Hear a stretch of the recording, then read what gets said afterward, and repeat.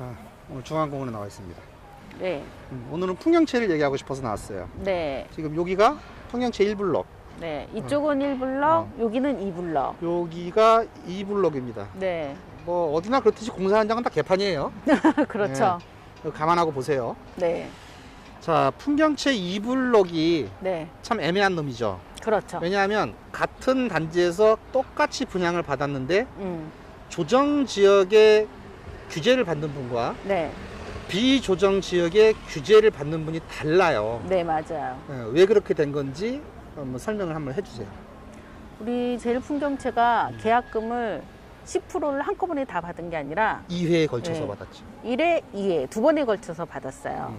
처음 계약 진행은 6월 초에 했는데 두 번째 계약금은 7월 초, 한 달 사이에 내야 되는데 그 사이에 조정 지역이 됐어요. 그렇죠. 근데 계약금을 완납하는 시점에 본단 말이에요. 네, 그 계약금을 완납했을 때 시점이 조정지역 지정 전이냐, 네. 지정 후냐 이렇게 보는데 풍경채 같은 경우는 2회에 걸쳐서 계약금을 받았고 그 완납된 시점이 7월이야. 그러니까 조정지역 지정이 6월 19일 됐으니까 얘는 빼도 박지도 못하고 조정지역에서 계약한 게 되는 거예요. 그렇죠. 그런데 요때 발빠르게 세무서에 확인을 해보고 세무사에 확인을 해보고 6월 19일 전에 계약금 나머지 2차 계약금까지 다 납부하신 분들은 비규제 지역을 적용을 받고 이제 6월 19일 이후에 계약금을 납부하신 분들은 조정지역 정책을 받아요. 그래서 풍경채 2블럭 같은 경우에는 조정지역 그다음에 비규제, 비조정 지역 이 규제 두 군데가 나뉘어요. 똑같이 청약하고 똑같이 당첨됐음에도 불구하고. 그렇죠. 뭐 그래서 요거 어차피 그분들이 다 알고 계실 거예요. 네, 맞아요. 그래서 2차에 걸쳐서 약속대로 정상적으로 내신 분들, 요분들은 1년 이내에 기존 주택을 처분하고 1년 이내에 전입을 해야 되는 거고. 일시적 1가구 2주택의 경우. 그렇지. 기존 주택이 조정 지역에 있을 경우. 네. 그 나머지 이제 19일, 6월 19일 전에 세무사하고 상담을 해서 미리 계약금을 완납하셨던 분들, 미리 완납하셨던 분들은 이분들은 비조정 지역이니까 3년. 네, 3년 안에 처분하시면 되죠. 기존 주택이 조정 지역에 있든지 말든지 3년. 네. 이렇게 보시면 됩니다. 그래서 이제 2블럭은 그렇게 됐고 네. 1블럭 같은 경우에는 논란의 여지가 없어요. 네, 그냥 명백한 조정 지역. 그냥 조정 지역입니다. 네. 뭐 이거 뭐 더하거나 빼거나 뭐 어떻게 벗어날 수 있는 방법이 없냐? 없습니다. 없죠. 그냥 조정 지역이 빼박. 네. 이렇게 보시면 됩니다. 그래서 얘가 중도금 대출 문제도 좀 꼬였던 거예요. 그렇죠. 이 중도금 대출 문제도 얼마 전에 우리 손님하고 또 얘기를 해봤더니 은행마다 또 다르더라고 기준이. 왜 그러냐면 우리 의정부하고 양주가 6월 19일 날 네. 조정지역에 지정이 됐어요. 네. 문제는 뭐냐? 우리 손님이 20년 10월 네. 그 조정지역이 지정되고 나서 한참 후죠. 그렇죠. 이때 그 분양권 명의신 변경을 하면서 네. 중도금 대출 승계를 했어요. 그렇죠. 그랬더니 그 은행에서 뭐라 그랬냐면 승계를 해주면서 그 전에 계약을 하셨던 거기 때문에 상관이 없습니다. 또 이랬어요. 조정지역 전에 계약을 했기 때문에. 조정지역 전에 계약을 했기 때문에 상관없습니다. 이랬어요. 50%도 적용이 안 되고 60% 다 나오고. 그러니까 이거는 지 맘인 거야 은행이. 아, 은행이 변수예요 요즘. 예, 그래서 은행에서 원래는 금융위원회에서 우리 문제가 됐던 게 그거잖아요. 네. 대출은 서류 접수 신청 기준으로 본다. 네. 신청일 기준으로 본다. 그래서 너네가 청약에 당첨됐다 하더라도 중도금 대출한테 들어오지 않았으니 우리는 알 수가 없고 그거는 우리는 그렇게 못 해주겠다. 그렇죠. 그렇게 얘기했었죠. 뭐 이런 말 하면 안 되지만 애들 말로 그렇게 개지랄 해놓고 이제는 또 틀리다? 그죠? 시비 거는 거야? 그러니까 은행 지금 문제는 뭐냐면 네. 은행이 어느 쪽으로 해석하느냐예요. 그거를 계약 시점으로 해석하느냐 아니면 중도금 대출 시점으로 신청하느냐 요거에 따라서 달라질 수도 있어요. 그러니까 잔금 대출에서도 조금 이게 문제가 될 수도 변수가 있어요. 있겠네요. 네, 변수가 있을 수 있어요. 네. 왜냐하면 기존에 우리 지금 풍경채 같은 경우는 전매가 가능하단 말이야. 그렇죠. 전매가 가능한 거 공고가 그 전에 났으니까. 네. 그러면 전매가 가능하니까 그걸 전매받은 사람 혹은 그때 중도금 대출을 받은 사람들은 그때 가서 무슨 얘기를 할지는 모르는 거예요. 모르죠. 네, 그러니까 그거는 네. 최악의 경우로 따져보셔야 됩니다. 아무래도 보수적으로 해야지 대비를 할 수 있으니까. 더 문제가 뭐냐면 네. 지금 중도금 대출사한테 그걸 물어봐야 걔는 잔금 대출사가 아니에요. 그렇죠. 걔가 하는 말을 믿으면 안 돼. 자기네가 잔금 대출 실행할지 안 할지 그렇지. 모르는데. 걔네들이 잔금 대출을 실행하는 건 아니니까. 네. 그러니까 여러분들이 미리부터 덜덜 떨고 된다는데 하실 필요 없어요. 네. 그때 되면 음. 자기네들이 은행끼리 다 기준이 열릴 겁니다. 그럼 그 기준에 맞추는 수밖에 없어요. 네. 우리가 선택권이 없는데 맨날 끙끙 앓으면 뭐해? 그렇죠. 네. 우리끼리 맨날 논란하고 싸우고 뭐 그럴 필요 없어요. 우리가 결정권자가 아니기 네. 때문에. 그건 그때 가서 결정이 될 겁니다. 네. 그래서 요 문제에 대해서는 그렇게 알고 계시면 더 편할 것 같아요. 음. 이게 맥날 우리끼리 싸워봐야 소용이 없어요. 왜? 칼자루 진 놈이 칼을 어디로 휘두를지를 모르는데 우리끼리 얘기하면 뭐해?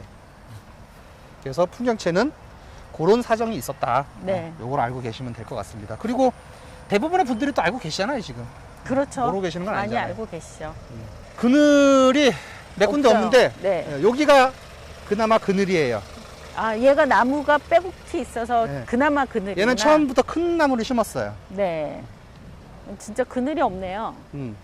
그래서 양주시에서는 요거를 조금 그늘을 만들어줬으면 좋겠어요. 그늘을 만들어 줬으면 좋지 않겠느냐. 네. 요 생각을 하고 있습니다.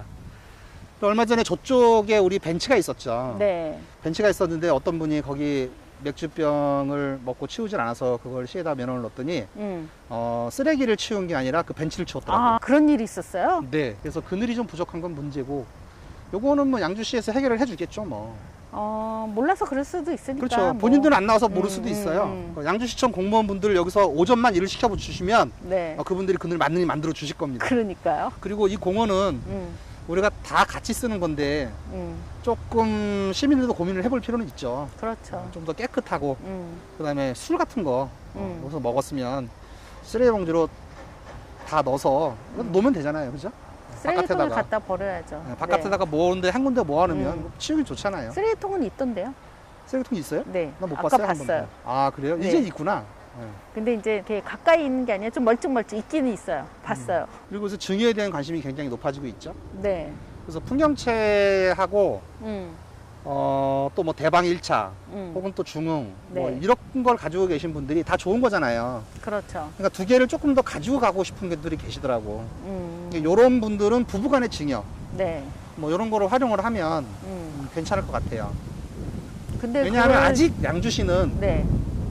우리가 집값이 그렇게 많이 비싼 건 아니거든. 네. 그러니까 부부 한도가 6억이에요. 증여세가 발생하지 않는 구간이. 그렇죠. 10년 동안 6억이니까 얘가 딱 그 범위에 들어가는 거거든, 사실은. 그렇죠. 네. 그리고 30개월 동안 분양권을 거래를 할 수가 없어요. 네. 그러니까 이때- 처음에 거래할 때는 그 거래 가격이 없는 거지. 처음에부터 거래하는 놈이 그 거래 가격인 거예요. 네. 그러니까 얘는 증여해 주기가 좋죠. 그렇죠. 네, 그렇게 해주시면 됩니다. 그 다음에 증여를 했을 적에 부부간 증여라도 증여하면 무조건 12%가 아니에요.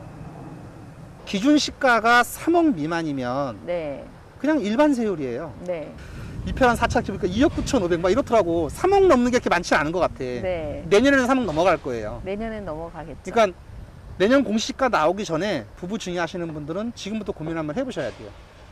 그리고 기왕이면 분양권 상태로 넘겨주는 게 좋아요. 왜냐하면 취득세를 2번 내게 되잖아. 한 번 등기를 내고 네. 한 경우에는 다시 또 취득세를 또 내야 되는 거잖아요. 그렇죠. 네, 그러니까 요거는 한번 그렇게 고민해 보실 필요가 있어요. 네. 집값이 거기서 더 올라가면 그건 안 됩니다.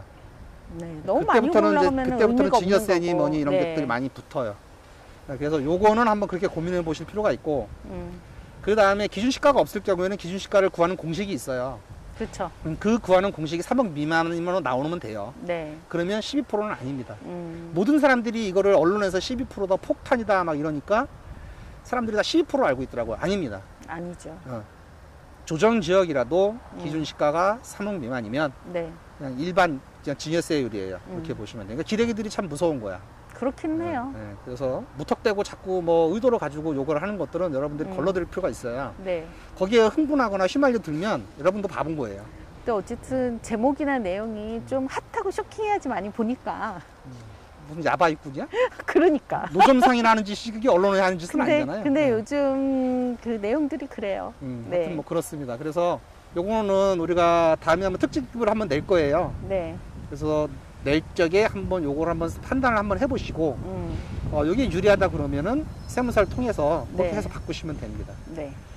자, 그래서 오늘은 제일풍경채 여기까지 왔었고요. 제일풍경채에서 얘는 어쩔 수 없이 조정지역으로 취득을 하는 거기 때문에 이때 얘부터는 정말 많은 고민이 필요해요. 고민이 필요하죠. 기존의 분들 저쪽에 있는 뭐 대방 1차다 뭐 중흥이다 여기 이런 것들은 그 다음에 대방 2차까지 이런 애들은 어쨌든 비조정 지역에서 분양권을 받았기 때문에 네, 맞아요. 시간이 있단 말이야. 네. 기존 주택을 조정주기에 있더라도 3년 동안 팔 수 있는 시간도 있고 그 다음에 60%까지 자기가 받은 범위 내까지는. 근데 얘네들은 은행이 하기 나름이에요. 맞아요. 네, 그러니까 최악의 경우를 대비를 하고 그리고 너무 급한 시기에 팔아야 되면 손해가 날 수도 있는 거잖아요. 이랬을 때는 조금 더 절세할 수 있는 네. 증여라든가 또 뭐 자식 간의 증여라든가 부부 간의 증여라든가 이런 것들을 한번 고민해 보실 필요는 있습니다. 그래서 저희들이 요걸 한번 계산을 한번 구해 볼 거예요.